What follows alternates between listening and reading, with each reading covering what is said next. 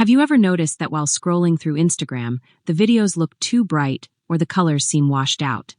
That's because Instagram uses HDR playback, which can make videos look more intense and harder to watch on some devices. In this video, I'll show you how easily and quickly you can disable HDR video playback on Instagram so that your videos look more natural and easier on your eyes. Let's get started. First, open the Instagram app and log into your profile. Once you're in Instagram, the next thing you need to do is tap on your profile icon in the bottom right corner of the screen. This will take you to your profile page. When you're on your profile, the next step is to tap on the 3 horizontal lines in the top right corner of the screen.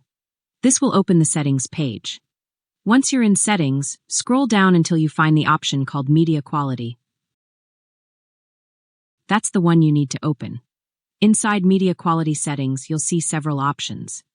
The one we're interested in is Disable Display of HDR Media. Tap the switch to activate it. When you turn on this option, Instagram will stop showing those super bright HDR videos that can tire your eyes because they are too bright or have washed out colors, especially if your device doesn't support HDR content. Disabling HDR playback also saves battery life, since HDR videos require more processing power and energy to display that wide dynamic range.